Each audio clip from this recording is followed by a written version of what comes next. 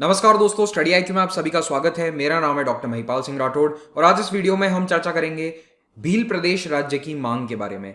अगर आप social media इस्तेमाल करते हैं तो शायद आपने नोटिस किया होगा कि 25 मई को भील प्रदेश की डिमांड को लेकर एक हैशटैग हो रहा था, ट्रेंड हो रहा था। तो इस वीडियो में मैं डिस्कस करूंगा कि वो कौन सा इलाका है जो इस टेंटेटिव भील प्रदेश में हो सकता है और नए स्टेट की डिमांड के पीछे रीजंस क्या हैं। अगर आप मुझसे सोशल मीडिया पर जुड़ना चाहते हैं तो मुझे ट्विटर, इंस्टाग्राम या फेसबुक पर इन आईडीज पर फॉलो कर सकते हैं। मेरे सभी लेक्चर्स के पीडीएफ आप इस टेलीग्राम चैनल पर प्राप्त कर सकते हैं। स्टडी आईक्यू का स्मार्ट कोर्स यूपीएससी सिविल सेवा परीक्षा के लिए लॉन्च हो चुका है। इस कोर्स को आप हमारी ऐप पर अवेल कर सकते हैं, तो जल्द से जल्द डाउनलोड कीजिए गूगल प्ले स्टोर से स्टडी आईक्यू ऐप को। और इस कोर्स पर ईएमआई ऑप्शन भी अवेलेबल है। आजकल कोई भी पॉलिटिकल एक्टिविज्म होता है तो उसमें पहला कदम यह है कि आप उसे ट्विटर पर ट्रेंड कराएं सबसे पहले। चाहे बाद में आप पॉलिटिकल रैली करें या फिर भीड़ इकट्ठी करवा कर प्रदर्शन करें, लेकिन first step is Twitter trend. तो यही इस केस में भी हुआ कि 25 मई को वी वांट सेपरेट भील प्रदेश नाम से एक हैशटैग ट्रेंड कर रहा था। लेकिन ये डिमांड पहली बार नहीं आई है कि भील आदिवासी अपना अलग राज्य डिमांड कर रहे हो। ये डिमांड काफ़ी पुरानी है, इसे फिर से एक नए सिरे से उठाया गया है। तो सबसे पहले जानिए कि भील कौन होते हैं। तो भील की दो स्पेलिंग यूज करी जाती है इंग्लिश में, HIL भी सही है और HEEL भी, ये भी सही है, दोनों एक ही होता है। तो भील आदिवासी समुदाय जो है ये गुजरात, राजस्थान, मध्य प्रदेश, महाराष्ट्र, छत्तीसगढ़ जैसे कई राज्यों में फैला हुआ है। अगर आप मैप पर देखेंगे तो ये एरियाज गुजरात, राजस्थान, महाराष्ट्र, मध्य प्रदेश जैसे स्टेट्स में है। तो मोस्टली ये वाला जो एरिया है ये भील पॉपुलेशन यहाँ पर ज़्यादा है, लेकिन ऐसा नहीं है कि दूसरे राज्यों में नहीं है। छत्तीसगढ़, झारखंड, पश्चिम बंगाल तक भी कुछ लिमिटेड भील पॉपुलेशंस देखने को मिल जाती हैं। बट हाँ, जो सबसे मेजर कॉन्सेंट्रेशन है वो इसी बेल्ट में देखा जाता है। भारत सरकार ने आंकड़े जारी किए थे 2013 में, जो रिपोर्ट आई थी उसके अनुसार भील आदिवासी समुदाय ओवरऑल इंडिया में ट्राइबल ग्रुप्स में सबसे बड़ा है और इनकी आबादी 1.7 करोड़ थी according to that 2013 report by ministry of tribal affairs. और जो मेजर पॉपुलेशन है वो इन 4 राज्यों में है, गुजरात, मध्य प्रदेश, राजस्थान और महाराष्ट्र। वैसे इस ट्राइब में भी फर्दर आगे बहुत सारे सब डिविजन्स होते हैं, लेकिन एक बड़े स्तर पर भील समुदाय या भील आदिवासी समुदाय से कहा जाता है। तो देखिए, एक पुराना मैप काफ़ी कल लोग शेयर कर रहे थे और क्योंकि ये ब्रिटिश टाइम पीरियड का मैप है तो आप यहाँ पर देख सकते हैं कि इसके उत्तर में है राजपूताना जो राज्य थे, सेंट्रल इंडिया का जो प्रोविंस था, यहाँ पर गुजरात के जो स्टेट्स थे और यहाँ पर सेंट्रल प्रोविंसेस। इन सभी के बीच में एक ट्रायंगुलर शेप सा बनाकर भील कंट्री इसे मैप को नाम दिया गया था। बेसिकली ये मैप अंग्रेजों ने बनाया था भील एरियाज को डिमार्केट करने के लिए, लेकिन उस समय भी कोई अलग एडमिनिस्ट्रेटिव एजेंसी नहीं थी जो भील एरियाज को कंट्रोल करती हो। आज के संदर्भ में अगर मैं आपको ये एरिया दिखाऊं तो मोस्टली ये राजस्थान के दक्षिणी जिले हैं, बांसवाड़ा, डूंगरपुर, प्रतापगढ़, और गुजरात के जो ईस्टर्न ज़िले हैं जैसे कि पंचमहाल, गोधरा, दाहोद, ये सभी एरियाज़ हैं। मध्य प्रदेश के अंदर आता है रतलाम, झाबुआ, अलीराजपुर वाले इलाके, और महाराष्ट्र के कुछ नॉर्दर्न मोस्ट डिस्ट्रिक्ट जैसे कि धुले, नासिक, और साउथ गुजरात के भी कुछ एरियाज़ हैं इसके अंदर, जैसे डांग डिस्ट्रिक्ट जो है वो ट्राइबल पॉपुलेटेड है। तो कुल मिलाकर एक ये लंबा सा बेल्ट है जो अरावली के साथ आप इसको कोरिलेट कर सकते हैं। जो अरावली माउंटेन रेंज है उसी के साथ साथ ये पूरा एरिया है जो सदर्न राजस्थान से लेकर नॉर्दर्न महाराष्ट्र तक है और यहाँ पर भील पॉपुलेशन बहुतायत में देखी जा सकती है। जो एरियाज मैंने अभी मेंशन किए थे मैप में वो यहाँ पर अलग से डिमार्केट किए गए हैं। तो दक्षिणी राजस्थान, पश्चिमी मध्य प्रदेश, पूर्वी और दक्षिणी गुजरात और उत्तरी महाराष्ट्र। तो ये जो पूरा बेल्ट है ये भील आदिवासी द्वारा मेनली पॉपुलेटेड है और यहाँ पर बहुत सारे डिस्ट्रिक्ट्स हैं। और भील समुदाय के लोगों का कहना है कि हमारी जो पॉपुलेशन है वो 4 अलग अलग राज्यों में बढ़ चुकी है और इसके कारण इन सभी राज्यों में इन एरियाज में डेवलपमेंट की भारी कमी देखी जा रही है। अगर हम ओवरऑल भारत के अंदर शेड्यूल्ड ट्राइब्स की पॉपुलेशन देखें तो 2011 का सेंसस हमें बताता है कि लगभग 10.5 करोड़ पॉपुलेशन थी 2011 में शेड्यूल्ड ट्राइब्स की। तो अब ये थोड़ी बढ़ गई होगी, 2021 का सेंसस डेटा आएगा तब हमें और स्थिति मालूम चल जाएगी। लेकिन अगर आप परसेंटेज वाइज देखें तो this is approximately 8.6% of India's population. तो रफली 9% आबादी है। और अगर आप स्टेट्स में देखेंगे कि किस स्टेट में कितनी आबादी शेड्यूल्ड ट्राइब की मौजूद है, तो सबसे ज़्यादा शेड्यूल्ड ट्राइब पॉपुलेशन देश की रहती है मध्य प्रदेश में, उसके बाद है महाराष्ट्र जैसे राज्य, और फिर उड़ीसा, राजस्थान, गुजरात, ये भी बड़े स्टेट्स हैं जहां पर पॉपुलेशन शेड्यूल्ड ट्राइब्स की आप देख सकते हैं।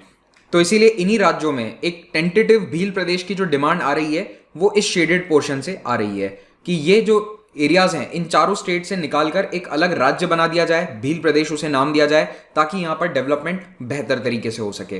अब हमारे संविधान में देखो दो मेजर प्रोविजंस हैं जो शेड्यूल्ड ट्राइब्स के डेवलपमेंट के लिए हैं। उनमें एक तो है फिफ्थ शेड्यूल। तो फिफ्थ शेड्यूल के तहत कुछ स्पेशल एरियाज डीमार्केट किए जाते हैं राज्य सरकारों द्वारा, और वहां पर ट्राइबल पॉपुलेशन के डेवलपमेंट के लिए कुछ एक्स्ट्रा एफर्ट्स होते हैं, गवर्नर को उनके बारे में ध्यान देना होता है।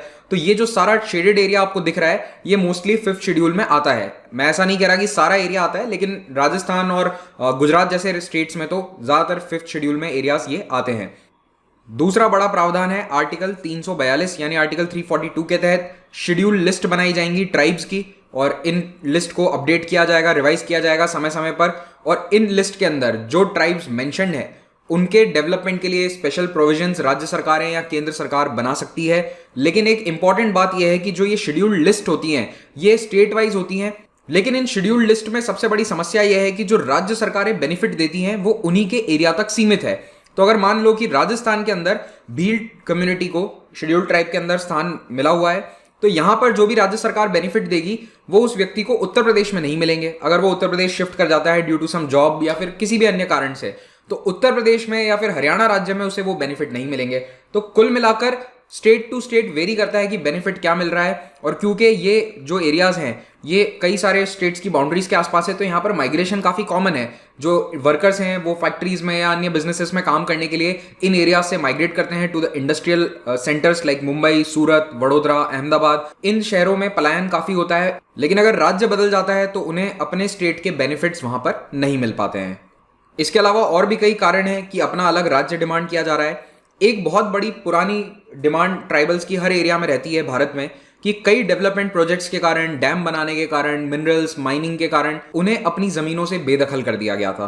तो ये एक तरह से जो ऐतिहासिक तौर पर उनकी जमीनें रही हैं, जिनके रिसोर्सेज पर ये अपना जीवन यापन करते आए हैं, उस पर ये अपना हक चाहते हैं लीगली, ऑफिशियली।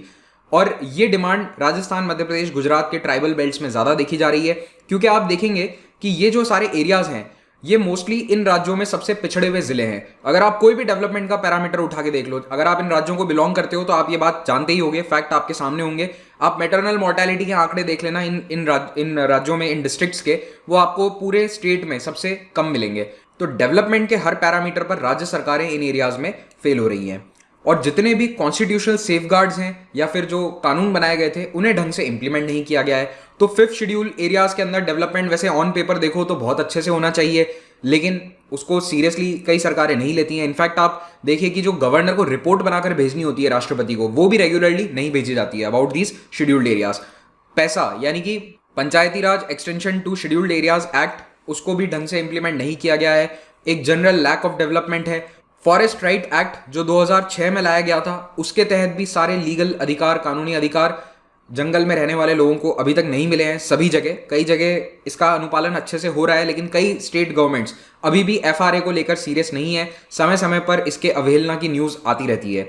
ज्यादातर जो बिजनेसेस हैं ट्राइबल एरियाज में वो नॉन ट्राइबल पॉपुलेशन के द्वारा ओन करे जाते हैं। तो आप देखेंगे कि जो वर्कर्स हैं 90% वर्कर तो ट्राइबल्स होंगे, चाहे वो माइंस हो या फिर कोई इंडस्ट्री ही क्यों ना हो, लेकिन जो ओनर्स हैं they are all non tribals. तो ये वाला इशू झारखंड में भी बहुत बड़े स्तर पर था और इन एरियाज में भी देखा जा रहा है। तो जैसे राजस्थान के अंदर बांसवाड़ा, डूंगरपुर जैसे जो इलाके हैं, यहाँ पर इंडस्ट्रीज हैं, लेकिन उन इंडस्ट्रीज की ओनरशिप जो है वो मोस्टली नॉन ट्राइबल हाथों में है।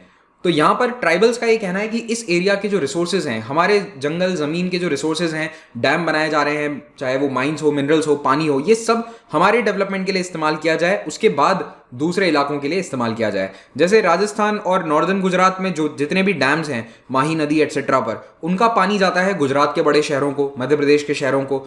तो उस एरिया में कई बार पानी की कमी आ जाती है। जहां पर ये डैम बनाया गया है वहां पर इरिगेशन के लिए पानी नहीं बचता है।